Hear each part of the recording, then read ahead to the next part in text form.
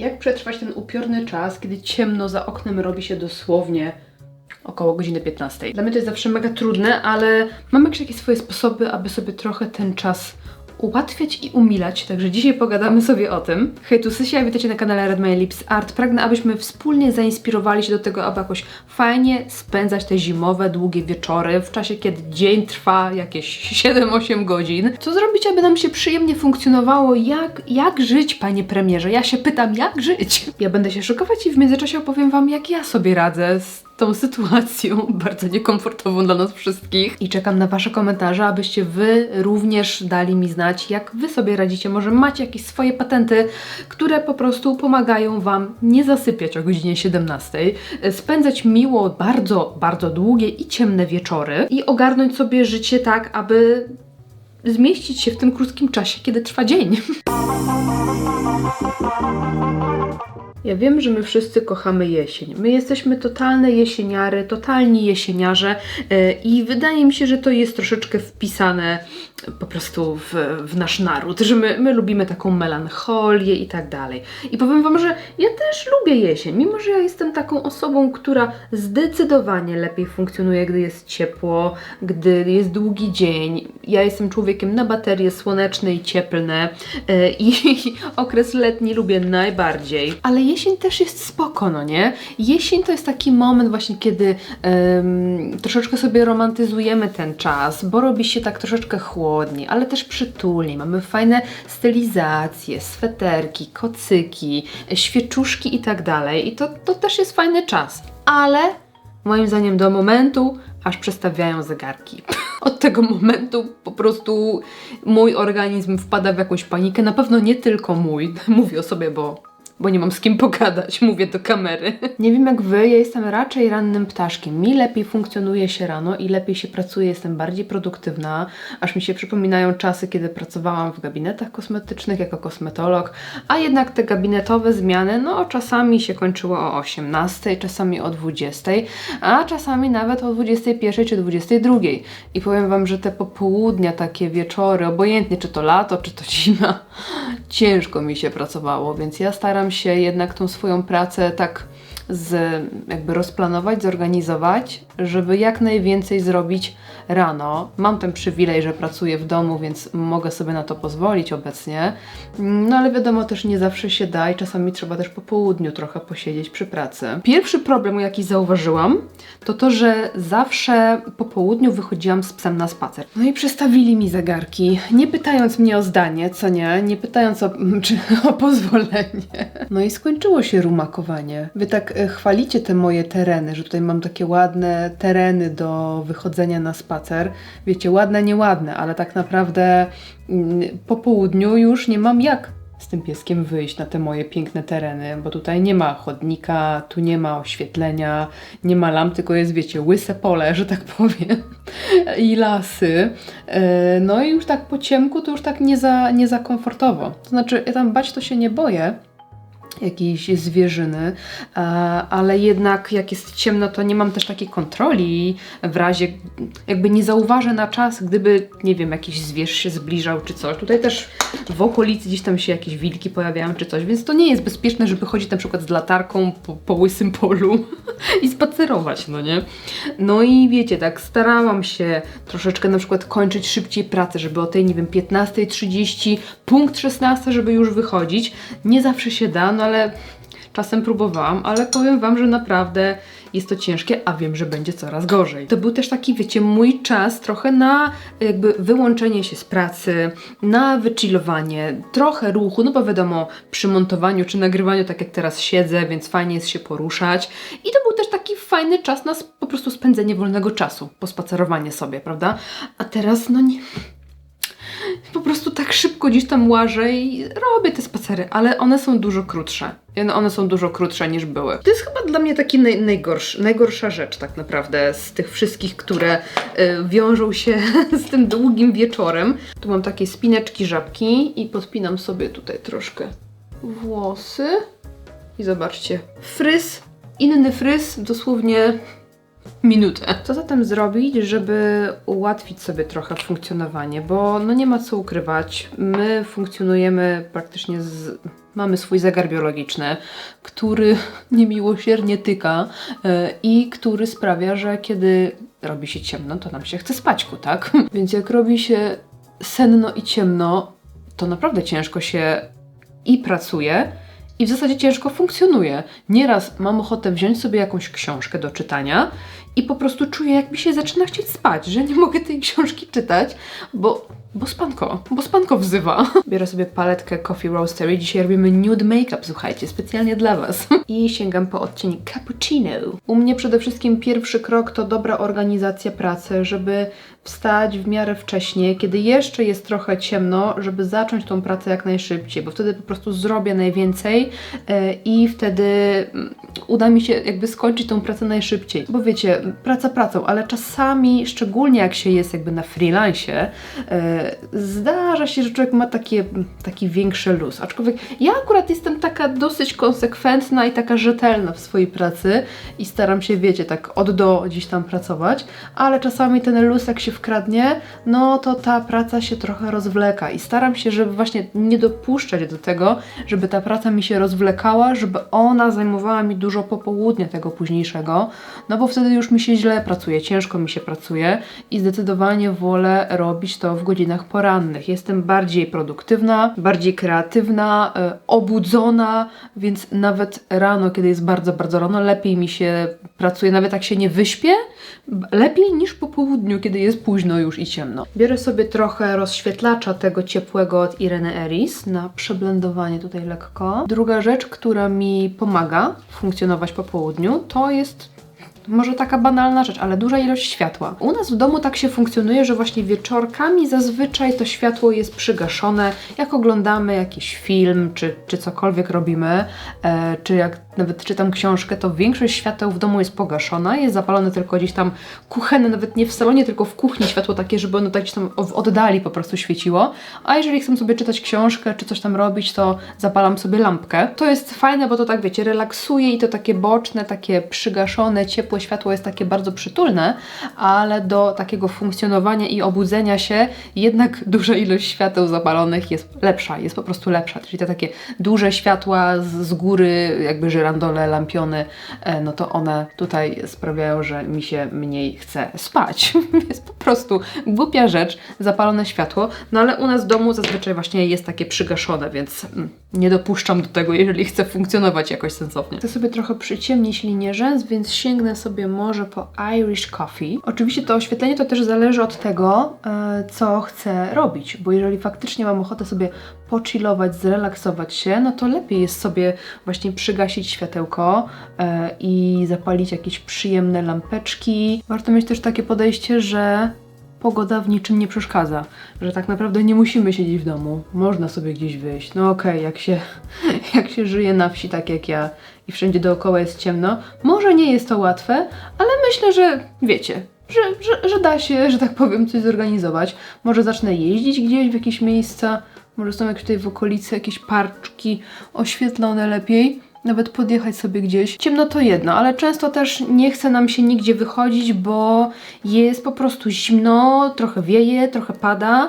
A powiem Wam, że odkąd właśnie zaczęłam praktykować te spacery dłuższe i to trwa od maja, czerwca, nie pamiętam dokładnie, to okazuje się, że w zasadzie rzadko kiedy jest tak fatalna pogoda, żeby nie pójść, nie? Że jak trochę pada, no to zakładam gumiacze, zakładam deszczówkę, parasolkę biorę, zakładam kaptur, jak jest nieprzyjemnie i idę, nie? Jakby naprawdę w niczym to nie przeszkadza. Więc wszystko jest kwestią, że tak powiem, nastawienia naszego. Naprawdę w niczym pogoda nie przeszkadza. Rzadko kiedy się zdarzało przez te wszystkie miesiące, jak chodzę, że nie byłam w stanie pójść ze względu na pogodę, bo było naprawdę jakieś ulewa dosłownie, że lało albo jakaś taka burza szła, ale często było tak, że popadało i przestało i mogłam pójść, nie wiem, godzinkę później. Teraz to tutaj jest, wiecie, kwestia, każda minuta się liczy, ale wtedy nie było takiego problemu. Wracam sobie do cappuccino na dolną powiekę. Wystarczy się dobrze ubrać i naprawdę pogoda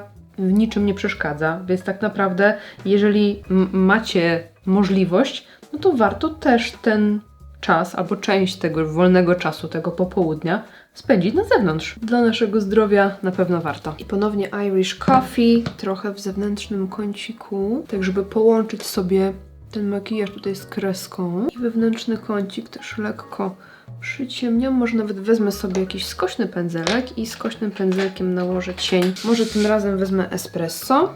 Jest jeszcze troszkę ciemniejszy. I tutaj sobie zaznaczam trochę, widzicie, taką fajną od razu definicję dostał ten kącik. I trochę brązowej kredki na linię wodną. Ale wyciągnęłam sobie też paletkę błysków z Glam Shopu. Pomyślałam, żeby jakoś ozdobić trochę ten make-up. No i ten mnie woła, bo jest taki właśnie lekko brązowiutki.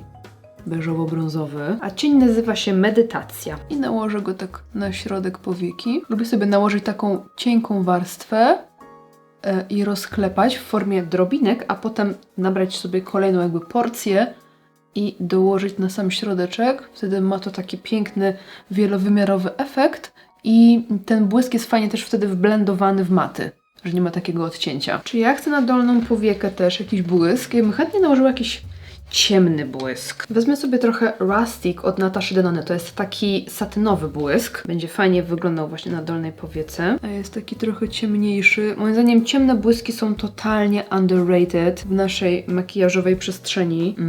Dodały trochę takiego ciepełka, takiego cynamonku do tego makijażu. I love it. I love it. A wracając do naszego tematu. I jak przeżyć jesień i zimę, jak jest tak ciemno, to oczywiście umilanie sobie tych wieczorów. To jest naprawdę kluczowe, żeby nam się przyjemnie ten czas spędzało i żebyśmy nie musieli skupiać się na tym, że po prostu jest ciemno, jest brzydko, i pochmurno i deszczowo i nie ma co robić. Po prostu trzeba sobie ten czas umilać. Czy jest to trochę takie romantyzowanie jesieni? Myślę, że tak, ale uważam, że jest ono potrzebne, żeby po prostu nam się przyjemniej funkcjonowało. Takie małe rytuały często robią naprawdę dużą różnicę. Po pierwsze, przepyszna kawka, herbatka. No po południu raczej polecam herbatkę i nie do końca czarną czy zieloną. Najlepiej w ogóle sprawdzają się herbatki ziołowe, rooibosy, coś co nas wyciszy, bo ta zielona herbata, czy biała, czy czarna, czy kawa, no ona może tam wpływać później też na nasz sen, na te fazy snu. Aż tak dobrze się nie znam, ale wiem, że nie powinno się w zasadzie takich pobudzających po południu pić. Lepiej właśnie pić ziołowe, owocowe, rooibosy. One sprawdzają się najlepiej. Wziąć swój ulubiony kubek, zaparzyć coś pysznego, dorzucić sobie do tego jakiegoś miodku czy cynamonu i od razu lepiej się funkcjonuje. Dla mnie herbatka to jest taki całoroczny umilacz. Ja uwielbiam robić sobie herbatkę do pracy, po pracy, obojętnie czy jest lato, czy jest zima, czy jest ciepło, czy jest zimno, czy jest gorąco, czy są upały. Ja piję herbatki cały rok i cały czas i one naprawdę mi robią taki, no po prostu umilają mi czas. A jak mówimy o napojach, to muszę Wam sprzedać coś mega, mega pysznego i też idealnie cozy na te jesienne wieczory. Dostałam to od mojej przyjaciółki i mnie zaraziła dosłownie piciem kakao. Ale to nie chodzi o takie, wiecie, kakałko, jakie można kupić dla dzieci, że tak powiem, i to w ogóle nic z kakao nie ma wspólnego tak naprawdę i nie jest to ani jakiś specjalnie smaczny, ani zdrowy napój, ale ostatnio dostałam jako taki dodatek do mojego prezentu urodzinowego kakao i to jest kakao ceremonialne, słuchajcie, i to jest w ogóle inny level picia kakao, w ogóle to jest... To smakuje trochę jak taka czekolada do picia, ale nie jest też taka aż ciężka, aż taka słodka, aż taka obklejająca, ale ma w sobie właśnie taką przyjemną kremowość. W ogóle to są takie bardziej takie granuleczki, takie jakby kawałeczki kakao, a nie taki suchy proszek, jak na przykład dodajemy do ciast czy do polew różnych na ciasta. I to też trzeba w odpowiedni sposób, w odpowiednich proporcjach przygotować. Jest to w ogóle cały taki rytuał przyjemny i to też troszeczkę ten wieczorek może umilać, ale samo to kakao jest tak dobre, że uważam, że warto spróbować. Nawet właśnie sobie takie jakieś nieduże opakowanie kupić i spróbować. To jest kawiarnia... Palarnia Robię Kawę i jest tak wciągające do picia, że z jednej strony chcemy po prostu się tym delektować i każdy łyczek to jest totalna przyjemność, bo ono jest takie właśnie leciutko kremowe, takie błyszczące, piękne, a z drugiej strony jest to tak pyszne, że mamy ochotę to po prostu wygulgać na raz, nie? Więc może herbatka, może kawka, a może właśnie takie fajne kakałko. Kolejny umilacz to takie małe, mini domowe spa. I tutaj nie chodzi teraz, żeby robić sobie nie wiadomo jakie tam rytuały, maseczki i tak dalej, ale naprawdę ciepły prysznic, czy taka przyjemna kąpiel z jakąś solą, czy z jakimś płynem, czy z jakimś olejkiem eterycznym, naprawdę potrafi nas fajnie wyciszyć. Jak zrobimy sobie właśnie jakiś taki czas dla nas z maseczką, z jakimś masażem twarzy, z olejkiem na ciało, no to jest ten czas od razu taki przyjemniejszy. Mamy te wieczory długie, więc fajnie jest je wypełniać takimi przyjemnościami. Ja tak jak w przeciągu roku rzadko korzystam z jakichś takich produktów do kąpieli. Ja to się, wiecie, umyję mydłem i jestem zadowolona. Tak właśnie w okresie jesienno-zimowym jakoś tak częściej i chętniej sięgam po jakieś takie przyjemne rzeczy. Jakiś przyjemny olejek do kąpieli, czy peeling, taki wiecie, taki kupny, a nie tam, że sobie zrobię sama z kawy. One po prostu sprawiają, że jakoś tak robi się przyjemniej na serduszku. A jak już mamy takie w ogóle pięknie pachnące produkty do kąpieli, które wiecie, zostają na skórze tak dłużej zapachem, czy na piżamce, czy na ręczniczku, no to już w ogóle jest przyjemnie, no bo cały wieczór czujemy te zapachy i to jest takie mega, mega przyjemne. A w temacie zapachu również warto zadbać o zapach w naszym domu, w naszym mieszkaniu. I może to być świeczuszka, która da nam takie przyjemne, delikatne światełko i przyjemny aromat. Aczkolwiek powiem Wam, że ja od bardzo dawna, już powiedziałabym, nie wiem, 2 czy 3 lat, całkowicie przestawiłam się na dyfuzory zapachowe. Tutaj możecie u mnie w tle zobaczyć właśnie kominek z Aromatli. Aromatli jest partnerem dzisiejszego odcinka i używam tego kominka już od dłuższego czasu i na pewno widzicie od pewnego czasu u mnie tutaj w tle, aczkolwiek ja lubię sobie tutaj umilać trochę też właśnie ten czas pracy i stawiam go sobie tutaj, ale on całą taką największą swoją moc i urodę zyskuje właśnie wieczorkiem, przy tym przytłumionym,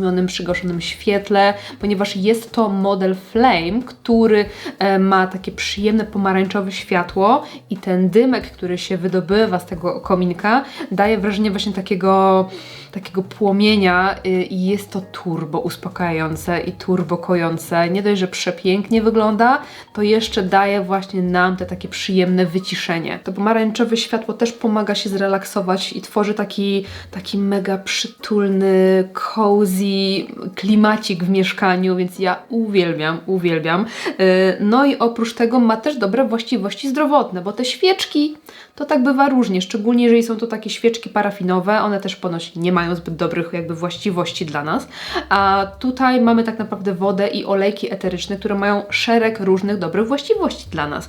I więc oprócz tego, że przepięknie pachnie w mieszkaniu, ja na przykład kiedy sprzątam, to lubię sobie dodać jakiś olejek miętowy, czy eukaliptusowy, czy coś takiego świeższego, co jeszcze sprawi, że będę miała wrażenie większej czystości w domu, a kiedy potrzebuję się zrelaksować, to właśnie wybieram takie olejki, które wyciszają, pomagają mi się zrelaksować i na przykład jest to lawenda, bardzo lubię łączyć też lawendę z cytryną. A dzisiaj użyłam sobie takiej mieszanki olejków i jest to pierniczek z czekoladą. No słuchajcie, nie ma lepszego zapachu na okres zimowy i na te właśnie cozy, przytulne wieczory z kakao i kocykiem. Teraz z okazji Black Friday macie ten model w zasadzie najniższej cenie w roku, więc jeżeli macie ochotę spróbować takich kominków, takich dyfuzorów, czy może podarować komuś na prezent pod choinkę, to jest dobry moment, żeby go zakupić. Dodatkowo jest promocja na olejki eteryczne. Jeżeli zakupicie sobie zestaw 10 olejków, to otrzymujecie właśnie ten pierniczek z czekoladą gratis. Tworzy zdecydowanie taki super przyjemny i przytulny klimat w mieszkaniu, więc to jest idealny produkt właśnie na jesienne wieczory. Ogólnie dla mnie kominek to jest rzecz całoroczna. Ja używam przez cały rok, ale w tym okresie jesienno-zimowym jednak tak praktycznie codziennie u mnie funkcjonuje, bo on mnie odpręża, dobrze przygotowuje do odpoczynku i też ma właśnie te fajne właściwości zdrowotne. Na dole w opisie znajdziecie link do tego produktu, więc możecie sobie zobaczyć, tam macie 2 opcje kolorystyczne, wybór przeróżnych olejków, więc zerkajcie sobie, a my przechodzimy do kolejnego punktu. Jestem zmarzlakiem. Bardzo lubię ciepło, kiedy jest przyjemna, ciepła temperatura. Dlatego tak bardzo lubię lato i nawet upały nie za specjalnie mi przeszkadzają. Oczywiście one troszeczkę utrudniają funkcjonowanie, ale jakoś tak lubię to. I powiem Wam, że mnie trochę paraliżuje to, kiedy jest po prostu zimno. Dlatego staram się sobie to ułatwiać i oczywiście kocyk to jest jedna z tych rzeczy, które sprawiają, że mi się przyjemniej funkcjonuje i cokolwiek robi. Czasami nawet biorę sobie do pracy i przykrywam się tym kocykiem i sobie tam na komputerku coś tam robię i jest mi od razu jakoś tak łatwiej i przyjemniej, ale też te, wiecie, kocobluzy, to jest super sprawa. Tą moją bluzę mam już, nie pamiętam, 2 czy 3 lata i ona po prostu, wyciągam ją na okres jesienno-zimowy zawsze i jest po prostu cudowna, bo jest mi w niej cieplutko, jestem dobrze dogrzana, że tak powiem, i od razu lepiej mi się funkcjonuje i w ogóle chce mi się funkcjonować, bo jak mi jest zimno, to mi się nie chce spod tego koca wyjść, a jak muszę coś posprzątać, porobić, to po prostu jest masakra, walka ze sobą wewnętrzna na maksa, a jak jest mi ciepło, to od razu po prostu lepiej mi się funkcjonuje. A jak już mówimy o tym klimaciku, żeby sobie stworzyć w mieszkaniu, no to oprócz na przykład tego typu dyfuzora czy świeczuszki, no to na pewno bardzo fajnie sprawdzają się różnego rodzaju lampeczki. Tutaj gadaliśmy już wcześniej o oświetleniu, właśnie o świetle w domu.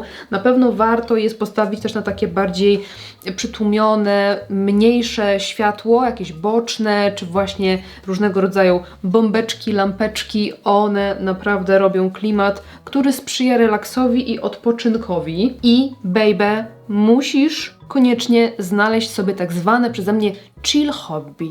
Hobby, które możesz po prostu wykonywać sobie wieczorem i relaksować się i odpoczywać, bo no niestety, ale siedzenie, oglądanie seriali, które jest oczywiście jak najbardziej fajne i też praktykuję, nie jest do końca relaksujące. Znaczy, może nam się wydaje, że jest, ale nasz organizm dostaje cały czas bodźce. Więc nam się wydaje, że leżymy na kanapie pod kocykiem i odpoczywamy, ale nie do końca tak jest. Dobrze jest ponoć tak 2 godziny przed pójściem spać ograniczyć sobie te niebieskie światło, czyli wszelkiego rodzaju ekrany, monitory, i dlatego potrzebujesz, baby, koniecznie jakiegoś hobby, które nie uwzględnia grzebania w telefonie.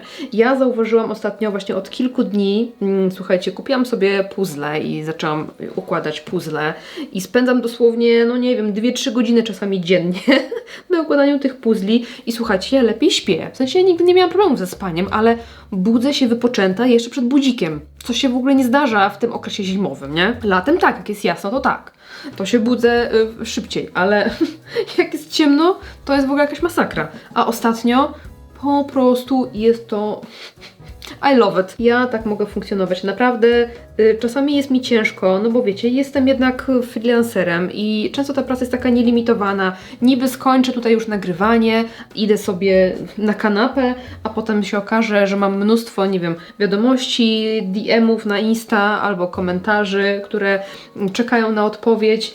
I tak mi głupio to wszystko zostawić i nie potrafię odpoczywać, ale jak odłożyć ten telefon na bok i skupimy na czymś innym, to owocuje to i naszym lepszym zdrowiem, lepszym samopoczuciem, mniejszym zmęczeniem, także polecam coś innego niż monitory i ekrany. I właśnie jednym z tych punktów u mnie są puzzle. Słuchajcie, ja sobie kupiłam ostatnio 2000 właśnie z tego Muno puzzle, o których Wam opowiadałam w tej takiej wishliście mojej urodzinowej. I zobaczcie, są one ten wzór jest taki piękny, one są przepiękne, ale są gigantyczne, są po prostu ogromne. 2000 puzli maluteńkich, ale w ogóle mi to nie przeszkadza.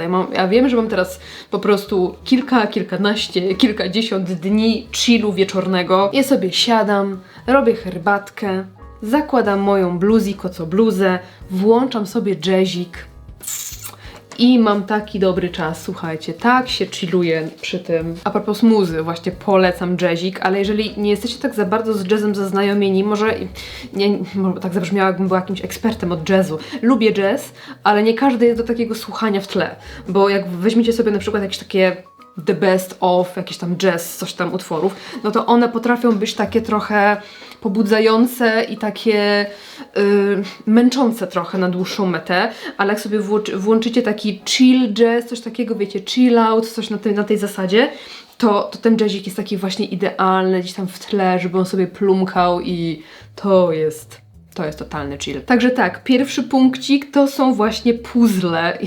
Ja uwielbiam puzzle i to jest fajny czas, może być i z rodziną, i dla nas samych. Teraz są takie piękne, jak to się mówi, wzory tych puzli, że to nie muszą być tylko i wyłącznie jakieś takie dziecięce, czy jakieś zdjęcia, nie wiem, lwa czy słonia. No te Muno puzzle totalnie się zakochałam. One są droższe, ale też tworzone przez grafików i ilustratorów polskich, więc też, wiecie, wspieramy sztukę po prostu, ale z Trefla też są bardzo fajne. Widziałam wiele z takimi dziełami sztuki, na przykład chodzi za mną taki piękny model z Fridą i po prostu to będzie następne do zakupu. Kolejna rzecz to jest rysowanie. Nawet jak nie umiecie rysować, to czasami jakieś takie artystyczne, manualne rzeczy bardzo pomagają się zrelaksować. To możemy, wiecie, kręcić sobie jakieś kółeczka czy malować kwadraciki. No ja lubię rysować i rysuję, więc zawsze biorę swój szkicowniczek, jakieś tam cienkopisy, albo kredki, albo flamastry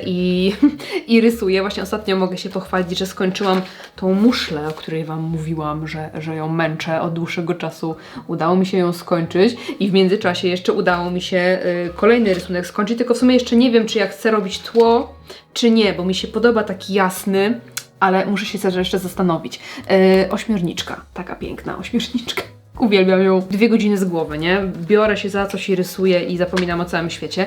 Ale jeżeli nie macie takich manualnych zdolności, nie wiem, irytuje Was to, że coś Wam nie wychodzi, no to koniecznie kolorowanki. Kupujecie zestaw flamastrów czy kredek i po prostu spędzacie czas. Oczywiście mówię tutaj o kolorowankach takich dla dorosłych. Zobaczcie, jeszcze mam kartek tutaj do pokolorowania. I to też jest mega chillujące. Można sobie w międzyczasie odpalić jakiś wykład, jakiś podcast, albo właśnie jakiś przyjemny jazzik i sobie kolorować. To jest bardzo relaksujące, bo tutaj są takie drobne detale, więc możemy tak, wiecie, sobie tak podziubać dosłownie, jakbyśmy robili makijaż tylko na kartce. Ja mam tutaj kalejdoskopy Agnieszki Kamińskiej, właśnie z takimi kalejdoskopami, ale też bardzo lubię ten Kirby Rosane Imagimorphy. Tam są różne te morfy, jakieś różne rodzaje i one są takie przepiękne. Tutaj są ze zwierzętami, jakimiś takimi, wiecie, bardzo skomplikowane są te wzory, że niby jest jakiś ptak, a z tego ptaka wychodzi milion różnych detali i są przepiękne te kolorowanki, więc też takie małe dzieła sztuki w zasadzie, które możemy wspierać kolorując je. No i oczywiście z czym nam się kojarzy jesień i zima i wieczory długie? Z książkami, co nie? Książki to jest super sprawa, pod warunkiem, że nie zachciała Wam się spać przez to, że jest po prostu wszędzie ciemno. Dlatego punkt numer 1, zapalamy światła, żeby nie chciało nam się spać. A jeśli nie mamy naprawdę głowy do czytania książek, to ja polecam albumy. Fajnie jest wybrać sobie po prostu coś, co Was interesuje, jakąś tematykę najbardziej.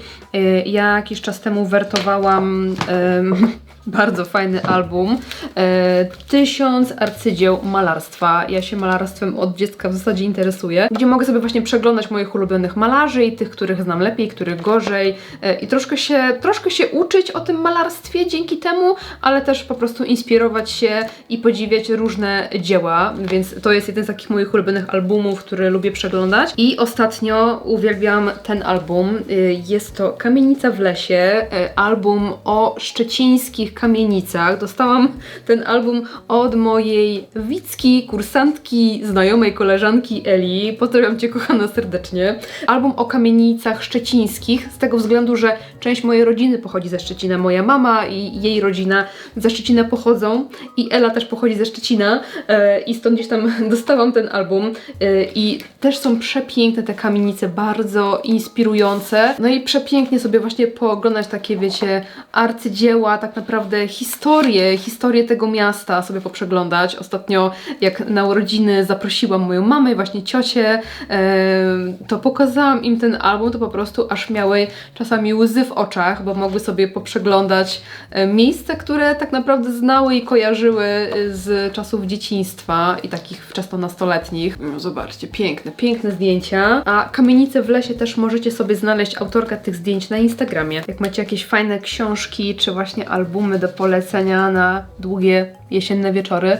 to koniecznie dawajcie znać, bo Ja już wszystkie książki przeczytałam, już nie mam co czytać. Czytam już to, co już kiedyś czytałam, także czekam na wasze rekomendacje, koniecznie. Jak wy macie jakieś fajne pomysły na spędzanie wieczorów, może jakieś wieczorne hobby, może granie na jakimś instrumencie, a może, nie wiem, może naukę języka, a może jeszcze coś innego, to koniecznie dawajcie mi znać. Przyjmuję wszystkie tipy i triki. Tutaj jeszcze użyję sobie zapachu, to jest Tabardin od Jana Barby, taki przyprawowo-tytoniowy, taki właśnie trochę cięższy zapaszek. Moja stylóweczka i makijaż jest gotowy. Dajcie mi znać, jak wam się podoba. Czekam na wasze patenty jesienno-zimowe, jak przetrwać, jak przeżyć, jak sprawić, żeby było nam łatwo i przyjemnie. Pamiętajcie, że listę wszystkich użytych kosmetyków macie na dole w opisie, jak i link do naszego cudownego, pachnącego tutaj kominka. Tutaj pachnie mi w całym pomieszczeniu przepięknie pierniczkiem. Jeśli odcinek wam się podobał, zostawcie mi kciuka do góry. Możecie również wspierać kanał, postawić mi wirtualną kawę. No i dziękuję serdecznie za oglądanie. Widzimy się w następnym odcinku. Trzymajcie się. Do następnego. Pa, pa.